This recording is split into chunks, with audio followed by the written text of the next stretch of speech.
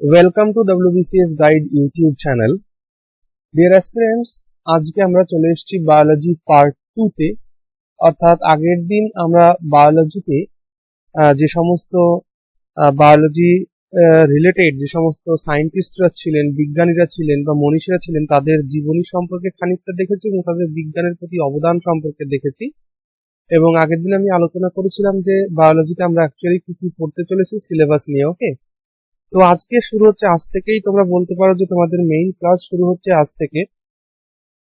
এবার সব থেকে বড় কথা হলো ভিডিওটি শেষ পর্যন্ত অবশ্যই দেখবে, এটা খুব ইন্টারেস্টিং ভিডিও হতে চলেছে এবং আমি তোমাদের গ্যারান্টি দিচ্ছি যে এরকম ভাবে বায়োলজি তোমরা কোনোদিন পড়োনি। ওকে, সো দেখতে থাকো ভিডিওটি শেষ পর্যন্ত এবং অবশ্যই তোমরা কি করবে, নোট করতে থাকবে। ঠিক আছে, প্রপার নোট, খাতা কলম নিয়ে বসবে, প্রপার নোট করতে থাকবে। ঠিক আছে, তো আমার এই চ্যানেলের মাধ্যমে আমি তোমাদের পড়াচ্ছি জেনারেল সায়েন্স বা জেনারেল নলেজ বা জিকে পড়াচ্ছি। ওকে, আর এই ভিডিও ডেসক্রিপশনে দেওয়া লিংক আছে, সেই লিংকে আমি তোমাদের কিন্তু ইংলিশ অ্যান্ড ম্যাথ করাচ্ছি ওই চ্যানেলে। ওকে ওকে, ভেরি গুড। চলো, তো আমরা প্রথমে দেখতে পাচ্ছি বায়োলজি। বায়োলজি কথাটা অর্থ কি? স্টাডি অফ লিভিংস, মানে জীব। লিভিংস মানে কি? জীব। তো জীবদের সম্পর্কে পড়াশোনাকে আমরা কি বলছি? বায়োলজি। ঠিক আছে, তো বায়োলজি শব্দ দুটি শব্দ থেকে তৈরি হয়েছে, একটা হলো বায়োস, একটা হলো লোজস বা লোগস, যে যা খুশি বলতে পারে। বায়োস মানে লিভিংস অ্যান্ড লোজস মানে স্টাডি। তো বায়োলজি মানে হচ্ছে স্টাডি অফ লিভিংস, অর্থাৎ জীব সম্পর্কে যে পড়াশোনা তাকে বলা হচ্ছে জীববিদ্যা। ওকে, জীববিদ্যা। ঠিক, তাহলে বায়োলজি হলো জীববিদ্যা। এবার কথা হলো যে আমরা যা জীবকে নিয়ে পড়তে চলেছি, তো সেই জীব কাকে বলে? ওকে, তো প্রপার্টি অফ লিভিংস আমাদের দেখা উচিত। ঠিক, প্রপার্টি মানে কি? প্রপার্টি মানে হচ্ছে বিষয়বস্তু। একটা জীব আমি কাকে বলবো? একটা জীব তাকেই বলবো যার রেসপিরেশন হয়, মানে যার শ্বসন হয়, যে শ্বাস প্রশ্বাসের কাজ চালাতে পারে। ঠিক, 2 নাম্বার কি দেখবো? নিউট্রিশন, সেই জিনিসটাকে বেঁচে থাকতে গেলে তার পুষ্টিগুণ লাগবে। ওকে, 3 নম্বর দেখবো তার মুভমেন্ট, তার চলাফেরা। ঠিক আছে, আর 4th নাম্বার কি? গ্রোথ অ্যান্ড ডেভেলপমেন্ট, তার মধ্যে গ্রোথ হবে অ্যান্ড ডেভেলপমেন্ট হবে। ওকে, আর 5th প্রপার্টি কি? রিপ্রোডাকশন, মানে তার প্রজননের ক্ষমতা থাকতে হবে। অর্থাৎ এই পৃথিবীতে লিভিং থিংস যাদেরকে আমরা বলি, তো লিভিং থিংস হওয়ার জন্য তাদেরকে 5টা প্রপার্টি থাকতে হবে। সেগুলো কি কি? Respiration, nutrition, movement, growth and development আর রিপ্রোডাকশন। ঠিক আছে, ওকে। বৃষ্টি হচ্ছে, এই জন্য হয়তো ভয়েসটা একটুখানি তোমরা শুনতে নাও পারো, আমার ওপরে টিনের শেড, তো একটু শব্দ হচ্ছে, তো শোনো। চলো, তাহলে বোঝা গেল একটা লিভিং থিংস এর কয়টা প্রপার্টি থাকে? একটা লিভিং থিংস এর 5টা প্রপার্টি থাকে। কি কি? Respiration, nutrition, movement, growth and development and reproduction. Okay, very good. চলো, এবার আমরা বায়োলজিটাকে দুটো ভাগে ভাগ করব। বায়োলজিটাকে দুটো ভাগে ভাগ করেছিলেন কে? বায়োলজিটাকে দুটো ভাগে ভাগ করেছিলেন স্যার কার্লস লিনিয়াস। স্যার কার্লস লিনিয়াসকে আমরা প্রথম দিন দেখেছিলাম, আমাদের ফার্স্ট বায়োলজি লেকচারে কিন্তু এর সম্পর্কে আমরা একটু আলোচনা করেছিলাম। তো স্যার কার্লস লিনিয়াস ইনি ক্লাসিফাই করেছিলেন লিভিং থিংস কে for the first time. Okay, তো স্যার কার্লস লিনিয়াস তার একটা গ্রন্থ, তিনি একটা গ্রন্থ লিখেছিলেন, বই লিখেছিলেন, যে বইটার নাম তিনি দিয়েছিলেন সিস্টেমা ন্যাচুরা। তো সিস্টেমা ন্যাচুরা বা ন্যাচুরি, সিস্টেমা ন্যাচুরি গ্রন্থে তিনি জীবকে, লিভিং থিংস কে দুটো ভাগে ভাগ করে দিয়েছিলেন। সেগুলো কি? একটা হলো প্ল্যান্টস আর একটা হলো অ্যানিমালস। হয়েছে, hence he is called father of taxonomy. এটা আমরা আগের দিন আলোচনা করেছিলাম। ট্যাক্সোনমি শব্দের অর্থ হচ্ছে a study of classification, a study of classification, মানে বর্গীকরণের পদ্ধতি বা বর্গীকরণের বিদ্যা বা শ্রেণীবিভাগ করার বিদ্যাকে আমরা বলি ট্যাক্সোনমি। তাই স্যার কার্লস লিনিয়াস যেহেতু ক্লাসিফাই করেছিলেন লিভিংসকে into 2 parts, that is plants and animals, তিনি বলেছিলেন উদ্ভিদ এবং প্রাণী দুটি হলো জীব এবং তাদের আলাদা গোত্র, সেই গোত্রকে তিনি ভাগ করে দিয়েছিলেন। তাহলে বায়োলজিকে তিনি কি কি ভাগে ভাগ করলেন? একটা ভাগে তিনি করলেন জিওলজি, মানে প্রাণীবিদ্যা, জিওলজি মানে হচ্ছে প্রাণীবিদ্যা, আর একটা ভাগে তিনি ভাগ করলেন বোটানি, মানে উদ্ভিদ বিদ্যা। উদ্ভিদ বিদ্যা। বোঝা গেল? তাহলে স্যার কার্লোস লিনিয়াস তাহলে বায়োলজিকে কে দুটো ভাগে ভাগ করেছিলেন? বায়োলজিকে দুটো ভাগে ভাগ করেছিলেন স্যার কার্লোস লিনিয়াস। একটা করেছিলেন জুওলজি। দেখো, জু শব্দের অর্থ হলো অ্যানিমাল, প্রাণী, তো জুওলজি মানে স্টাডি অফ অ্যানিমালস, আর বোটানি শব্দের অর্থ স্টাডি অফ প্লান্টস। মানে বায়োলজিকে তিনি দুটো ভাগে ভাগ করে দিলেন, প্রাণীবিদ্যা আর উদ্ভিদবিদ্যা। ওকে, এর সাথে আরো কিছু পয়েন্ট আমাদের মনে রাখতে হবে, এবং এই প্রত্যেকটা পয়েন্ট খুব খুব ইম্পর্টেন্ট, কারণ এগুলো পরীক্ষায় বহুবার এসেছে এবং আসে। ওকে, প্রথম পয়েন্ট লেখা রয়েছে biology word first time used by sir Lamarck. Sir Lamarck সর্বপ্রথম বায়োলজি শব্দটি ব্যবহার করেছিলেন। Number 2, father of biology and geology is sir Aristotle. দেখো, বায়োলজি এবং জিওলজি এই দুটোরই জনক হলেন sir Aristotle. Okay, father of botany is sir Theophrastus. Sir Theophrastus তিনি বোটানির জনক অর্থাৎ উদ্ভিদবিদ্যার জনক। Father of microbiology is sir Anton von Leeuwenhoek. দেখো, স্যার অ্যান্টন ভন লিউয়েনহক কে বলা হচ্ছে ফাদার অফ মাইক্রোবায়োলজি, মানে খুব ছোট্ট ছোট্ট জীবন সম্পর্কে তিনি আবিষ্কার করেছিলেন। কেন বলা হলো তাকে father of microbiology? Because he discovered bacteria, কারণ স্যার লিউয়েনহক ব্যাকটেরিয়া আবিষ্কার করেছিলেন। ওকে, স্যার লিউয়েনহক ব্যাকটেরিয়া আবিষ্কার করার জন্য তাকে বলা হয় ফাদার অফ মাইক্রোবায়োলজি। ওকে, 5 নম্বর point, father of medical science. এর সঙ্গে আমাদের জেনে রাখা দরকার মেডিকেল সায়েন্সের জনক হচ্ছেন স্যার হিপোক্রেটস। স্যার হিপোক্রেটস হচ্ছেন মেডিকেল সায়েন্সের জনক। এই জন্যে কেউ যদি ডাক্তার হয়, ডাক্তার হওয়ার পরে তাকে একটা শপথ গ্রহণ করতে হয়, আর সেই শপথ যেটা গ্রহণ করেন সেই শপথটাকে বলা হয় হিপোক্রেটাস ওথ বা হিপোক্রেটস ওথ। বুঝে গেল? ঠিক আছে, চলো নেক্সট আমরা আজকে পড়তে চলো। আজকে আমরা আলোচনা করব কোষ সেল নিয়ে। ওকে, তো সেল আজকে কমপ্লিট করা সম্ভব হবে না, সেলের আরো কিছু আমরা আলোচনা করব নেক্সট ভিডিওতে।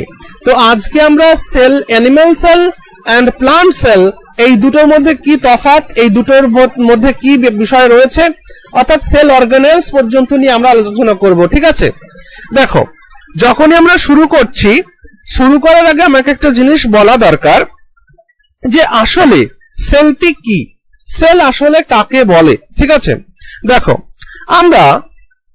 আমরা যে বাড়ি তৈরি করি বা ঘর তৈরি করি, তো বাড়ি ঘর তৈরি করার জন্য আমরা কি করি? বাড়ি ঘর তৈরি করার জন্য সবার প্রথমে আমরা কি ব্রিক বা ইট নেই, ইট, ঠিক, ব্রিক, ব্রিকের থেকে সাজিয়ে সাজিয়ে আমি কি তৈরি করি? ওয়াল। ঠিক, ব্রিক থেকে আমি কি তৈরি করছি? ওয়াল।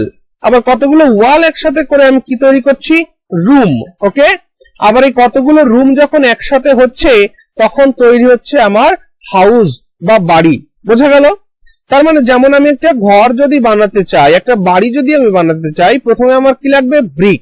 অর্থাৎ ব্রিক হচ্ছে বেসিক ইউনিট অফ হাউস, হাউসের বেসিক ইউনিট হচ্ছে ব্রিক। তাহলে সবার প্রথমে ব্রিক, ব্রিক থেকে তৈরি হলো ওয়াল, ওয়াল থেকে তৈরি হলো রুম, রুম থেকে তৈরি হলো হাউস। একদম সিমিলার ভাবেই আমাদের মানব শরীর বা যে কোনো জীবের শরীর প্রথমে কি থাকে? তার সেল। সেল থেকে কি তৈরি হয়? সেল থেকে তৈরি হয় টিস্যু। ঠিক আছে, টিস্যু থেকে কি তৈরি হয়? টিস্যু থেকে তৈরি হয় অর্গান, আর অর্গান থেকে কি তৈরি হয়? Body. Clear?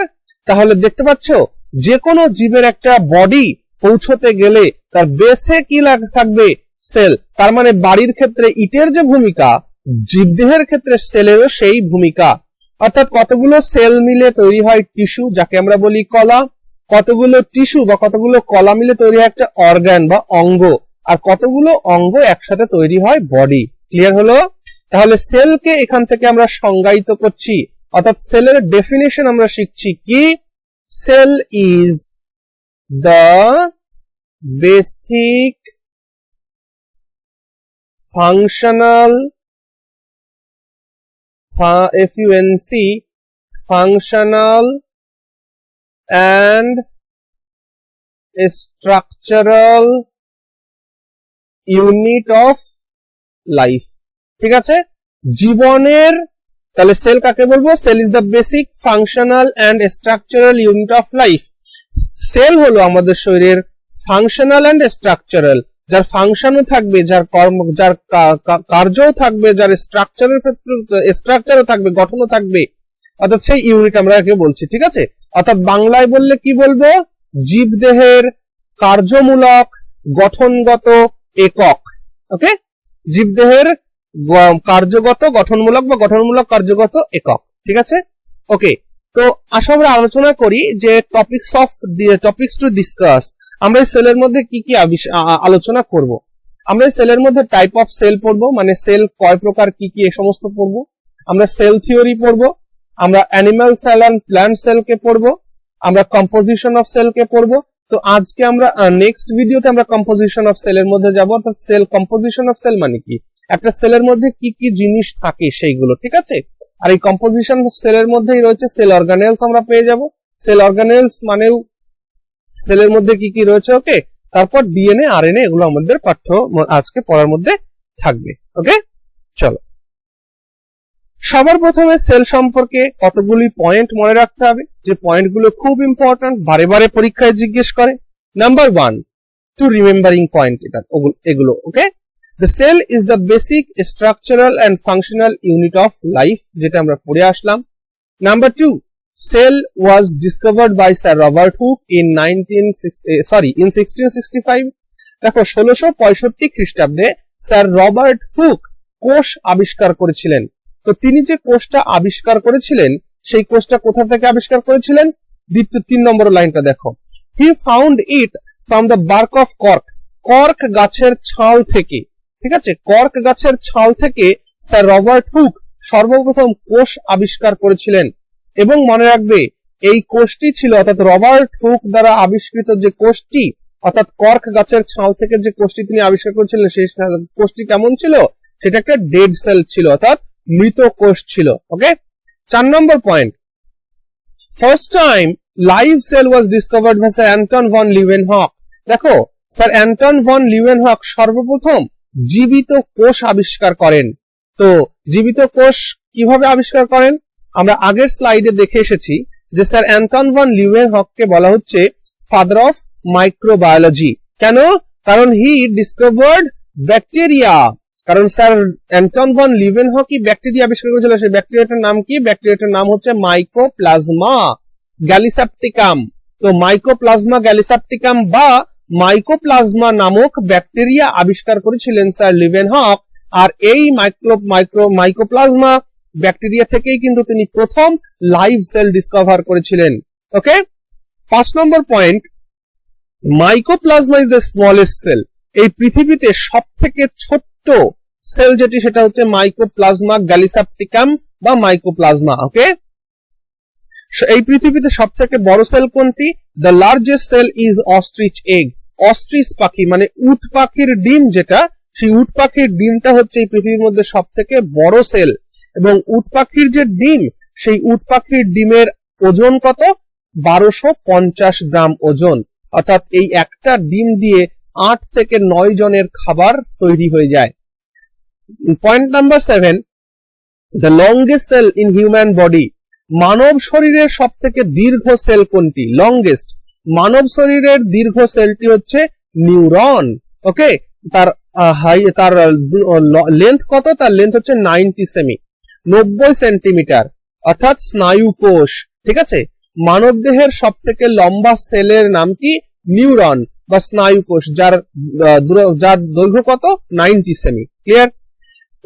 Point number 88, the largest cell in human body is ovum। এবং মানুষের শরীরে সব থেকে বড় সাইজের যে সেল, সেটা হচ্ছে ওভাম, অর্থাৎ ডিম্বাণু, যেটা কোথায় থাকে? স্ত্রীদের দেহে থাকে ডিম্বাণু, ovum. Okay, the smallest cell in human body, আর মানব শরীরের স্মলেস্ট সেল কোনটা? স্পার্ম, যেটা পুরুষের দেহে থাকে শুক্রাণু। ওকে, তারপরে 10 নম্বর point, number of cell in human body is 10 is to the power 14, মানে 10 এর মাথায় 14 এর পাওয়ার, এতগুলো সেল মানুষের শরীরে থাকে। ওকে, অর্থাৎ 10 কে 14 বার গুণ করলে যতগুলো সেল হয় ততগুলো সেল মোটামুটি মানুষের শরীরে থাকে। বোঝা গেল? And the last point, the study of cell, cell সম্পর্কে পড়াশোনাকে আমরা কি বলি? সেল সম্পর্কে পড়াশোনাকে বলা হয় cytology. Study of cell is called cytology. Clear হলো এই পর্যন্ত? ভালো করে ভিডিওটি দেখো এবং নিজেরা নোট তৈরি করো এবং ভিডিওটি অবশ্যই শেষ পর্যন্ত দেখো, খুব ইন্টারেস্টিং এবং আমি গ্যারান্টি দিচ্ছি এভাবে তোমরা কোনোদিন পড়োনি। ওকে, চলো এবার আমরা দেখছি classification of livings based on cell, অর্থাৎ সেলের উপরে ভিত্তি করে, কোষের উপরে ভিত্তি করে জীবকে কটি ভাগে ভাগ করা হয়। তো কোষের উপর ভিত্তি করে জীবকে দুটি ভাগে ভাগ করা হয়, একটা হলো ইউনিসেলুলার, একটা হলো মাল্টিসেলুলার। মানে একটাকে আমরা বলছি এক কোষী জীব, আর একটাকে বলছি বহুকোষী জীব।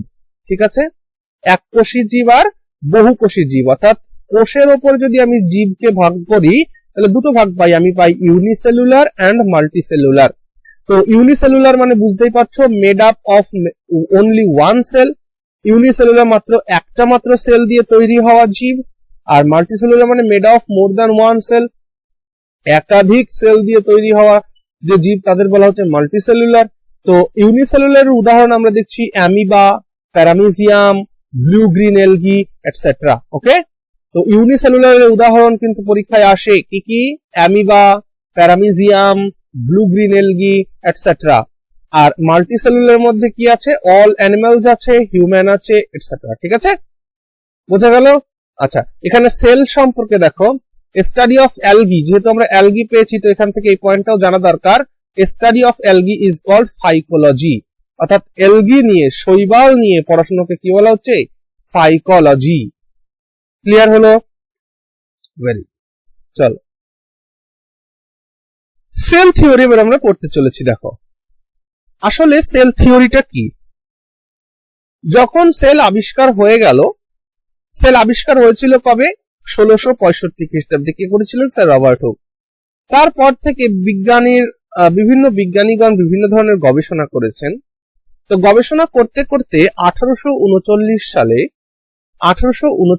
সালে sir Matthias Schleiden and sir Theodor Schwann, অর্থাৎ তোমরা স্লেডেন এন্ড সোয়ান নামেই বেশি পরিচিত, স্লেডেন এন্ড সোয়ান নামেই বেশি পরিচিত। তাহলে এই স্লেডেন এন্ড সোয়ান 1839 সালে তারা সেল থিওরি দিল, মানে কোষ তত্ত্ব। ঠিক আছে, কোষ তত্ত্ব প্রবর্তন করলেন।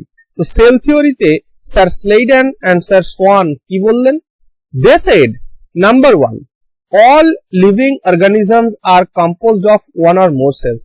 বলছে প্রত্যেকটি জীবিত বস্তু, প্রত্যেকটি বস্তু বলা ঠিক নয়, প্রত্যেকটি জীবিত অর্গানিজম সেটা এক বা একাধিক সেল দিয়ে তৈরি। অর্থাৎ without cell no life can be imagined. ঠিক আছে, সেল ছাড়া কোনো জীবকে কল্পনাই করা যায় না। এটা হলো তাদের প্রথম কথা। দ্বিতীয় কথা তারা কি বললেন?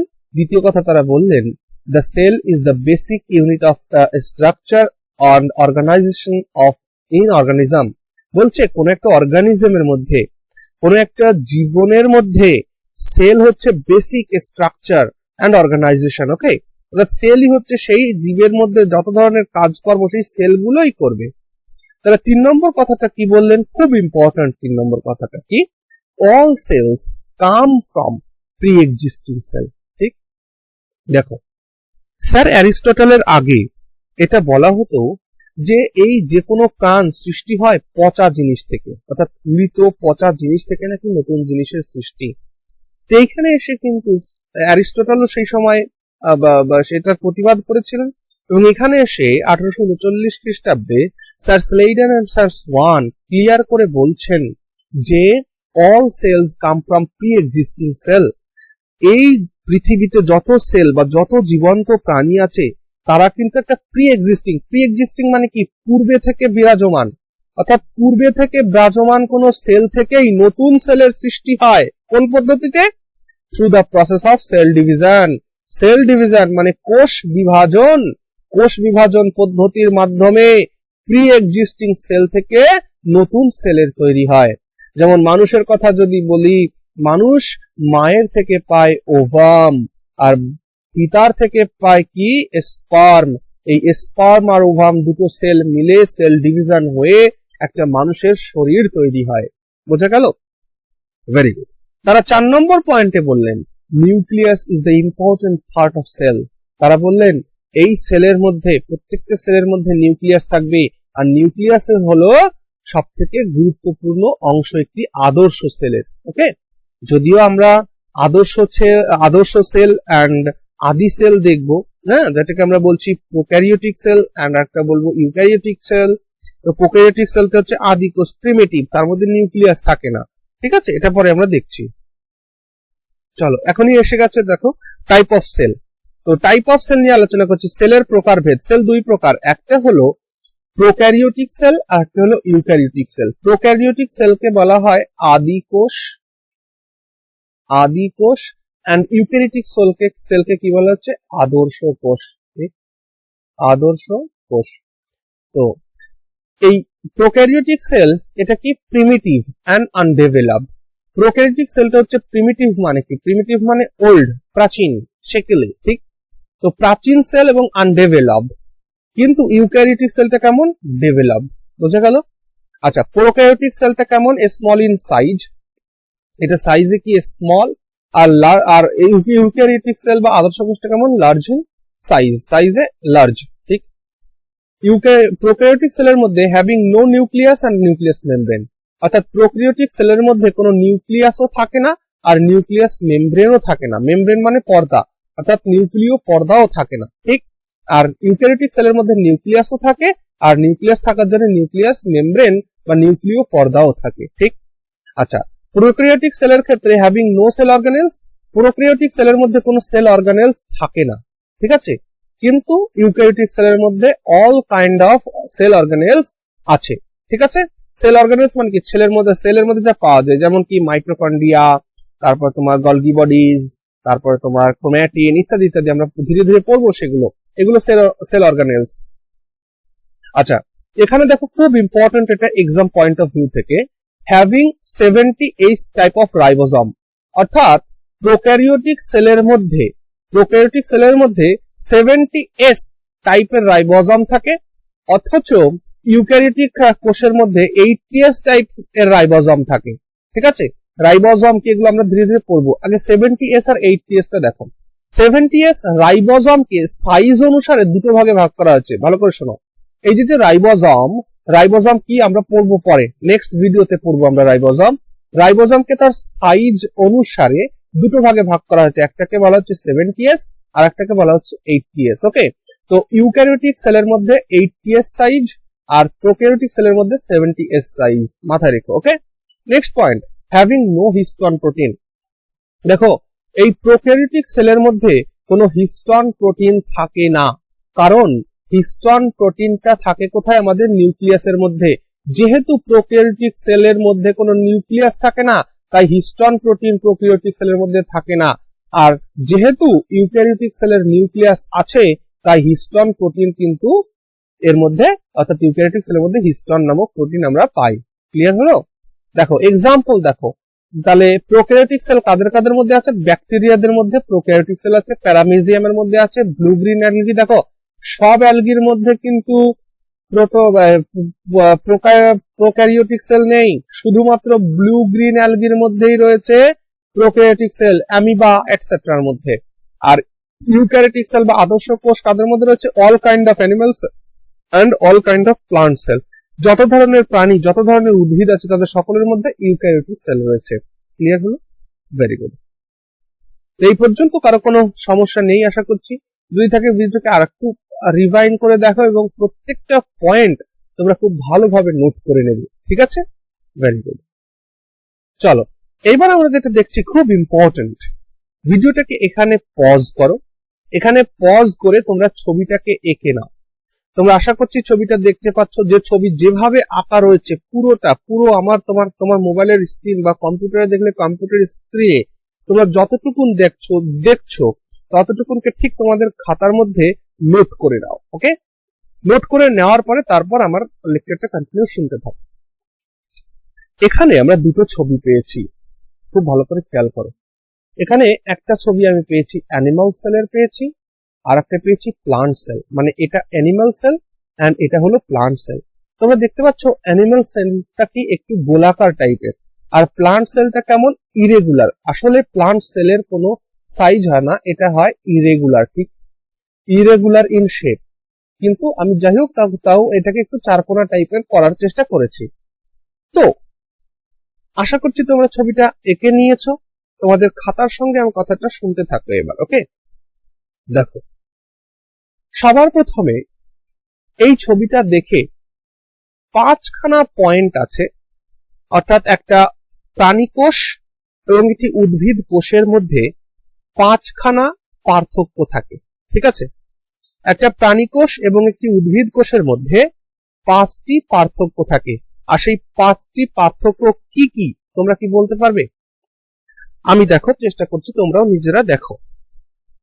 নাম্বার ওয়ান, অ্যানিমাল সেলের মধ্যে তোমরা দেখতে পাচ্ছ সেন্ট্রোজম রয়েছে, এটা সেন্ট্রোজম, CENTROSOME, সেন্ট্রোজম। দেখো, প্রাণী কোষের মধ্যে সেন্ট্রোজম রয়েছে, আর প্লান্ট সেলের মধ্যে কিন্তু সেন্ট্রোজম নেই, ওকে? প্রথম পার্থক্য। দ্বিতীয় পার্থক্য দেখো, প্রাণী কোষের মধ্যে এই যে জিনিসটা দেখতে পাচ্ছ, এই যে এটা লাইসোজোম, একে বলছে লাইসোজোম। তো এই যে লাইসোজোম, আমি একটু আগে বলছিলাম সেল অর্গানেলস, এইগুলো হচ্ছে সেল অর্গানেলস, অর্থাৎ সেন্ট্রোজম, লাইসোজম, মাইটোকন্ড্রিয়া, তারপর তোমার এই যেটাকে আমরা যে বলছি এন্ডোপ্লাজমিক রেটিকুলাম, তারপর গলগি বডিজ, তারপরে যে এগুলো সব হচ্ছে কি সেল অর্গানেলস, ঠিক আছে? অর্থাৎ সেলের মধ্যে থাকা কম্পাউন্ড গুলো, ঠিক আছে? দেখো, তো তোমাদের যেটা বলছিলাম যে লাইসোজম প্রাণী কোষে রয়েছে, কিন্তু উদ্ভিদ কোষে কোনো লাইসোজম নেই।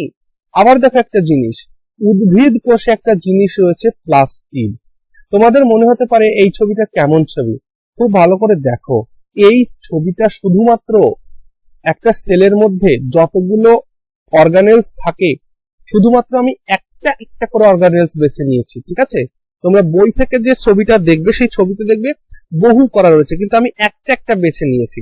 আমি লাইসোজোম একটা নিয়েছি, আমি সেন্ট্রোজোম একটা নিয়েছি, আমি মাইটোকন্ড্রিয়া একটা নিয়েছি, ওকে, গলগি বডিজ। তো এইভাবে আমি একটা পার্ট বেছে নিয়েছি। তো এর থেকে সহজভাবে আশা করছি তোমরা কখনো পড়োনি, ঠিক? তো দেখো, উদ্ভিদ কোষের মধ্যে একটা জিনিস রয়েছে প্লাস্টিড, অথচ এই প্লাস্টিড কিন্তু প্রাণী কোষের মধ্যে থাকে না, ওকে? এটা কিন্তু লাইসোজোম, টোটালটাই ডার্ক, ওকে?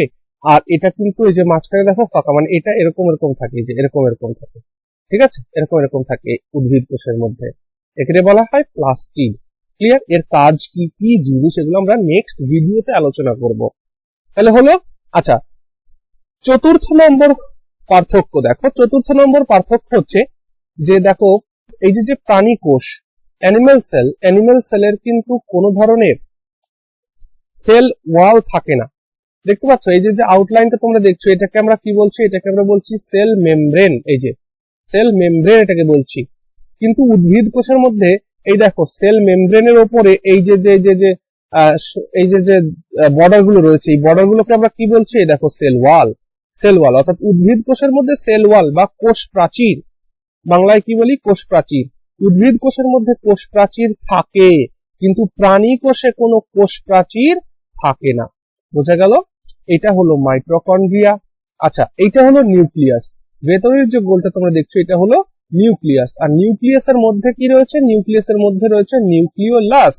এই যে এটা হলো নিউক্লিওলাস। এটা উদ্ভিদ কোষেও যেমন, প্রাণী কোষেও তেমন। এটাকে কি বলছে? এটাকে আমি বলছি গলগি বডি। এটাও গলগি বডি, ওকে? আচ্ছা, এটাকে আমরা কি বলছি?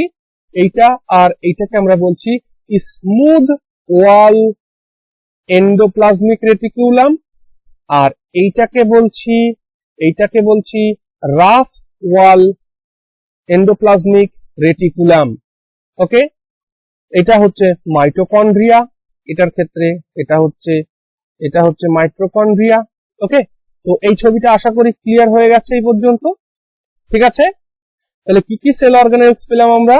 Number 1 centrosome, lysosome, mitochondria, rough wall endoplasmic reticulum, smooth wall endoplasmic reticulum, Golgi bodies পেলাম, নিউক্লিয়াস পেলাম, নিউক্লিওলাস পেলাম। ওকে, আর এর ক্ষেত্রে প্লাস্টিড পেলাম, মাইটোকন্ড্রিয়া পেলাম, আর বাদ বাকি সব পেলাম। এবার তোমরা একটা জিনিস দেখতে পাচ্ছ যে ভেতরে যে dot dot dot dot dot dot গুলো রয়েছে না, এই ডট ডট গুলোকে কি বলা হয়? দেখো, এই ডট ডট ডট ডট গুলোকে বলা হয় প্রোটোপ্লাজম। এই ডট ডট গুলোকে কি বলা হচ্ছে? প্রোটোপ্লাজম বলা হচ্ছে। ঠিক আছে, প্রোটোপ্লাজম হলো, খুব ভালো করে দেখো, প্রোটোপ্লাজমকে আমরা যখন ভাগ করব, দুটো ভাগে ভাগ করব। একটা হয়ে যাবে সাইটোপ্লাজম, আর একটা হয়ে যাবে নিউক্লিওপ্লাজম। তো সাইটোপ্লাজম কাকে বলবো? দেখো, এই যে নিউক্লিয়াস না, এই নিউক্লিয়াসের মাঝখানে যে ডট ডট গুলো রয়েছে, এটাকে বলবো আমরা, এই নিউক্লিয়াসের মাঝখানে যেটা রয়েছে সেইগুলোকে আমরা কি বলবো? সেইগুলোকে আমরা, আর নিউক্লিয়াসের বাইরে যেগুলো রয়েছে সেইগুলোকে আমরা বলবো সাইটোপ্লাজম। ঠিক আছে, আর নিউক্লিয়াসের মাঝখানে যেগুলো রয়েছে সেইগুলোকে বলবো নিউক্লিওপ্লাজম। ঠিক আছে, আচ্ছা, বোঝা গেল? Very good. এবার একটা জিনিস দেখো, এই যে কোষের যে সেল অর্গানেলস গুলো রয়েছে, এই সেল অর্গানেলস গুলো, ঠিক, এই সেল অর্গানেলস গুলো কোথায় রয়েছে? সাইটোপ্লাজমের মধ্যে রয়েছে। দেখেছো? অর্থাৎ প্রোটোপ্লাজমের যে সাইটোপ্লাজম মানে নিউক্লিয়াস আর সেল মেমব্রেন এর মাঝখানের যে জায়গাটা, এই জায়গাটায় কি রয়েছে? সাইটোপ্লাজম রয়েছে। সেই সাইটোপ্লাজমের মধ্যে কি রয়েছে? সমস্ত ধরনের সেল অর্গানেলস গুলো সাইটোপ্লাজমের মধ্যে রয়েছে। আর নিউক্লিওপ্লাজমের মধ্যে কি রয়েছে? নিউক্লিওলাস রয়েছে। এছাড়াও এর মধ্যে একটা জিনিস থাকে, দেখো আমরা নেক্সট ভিডিওতে এটা আলোচনা করব, নিউক্লিয়াসের মধ্যে এখান থেকে এরকম এরকম করে না জালিকা তৈরি হয়, যেটাকে বলা হয় ক্রোম্যাটিন নেটওয়ার্ক বা ক্রোম্যাটিন জালিকা। ঠিক আছে, এই যে, আর এই ক্রোম্যাটিন জালিকার মধ্যেই ডিএনএ বা আরএনএ থাকে। ঠিক আছে, ক্রোম্যাটিনের মধ্যেই ডিএনএ বা আরএনএ থাকে নিউক্লিয় জালিকার মধ্যে। ঠিক আছে, এটা আমরা নেক্সট ভিডিওতে আলোচনা করব। বোঝা গেল? বোঝা গেছে এই পর্যন্ত? Very good.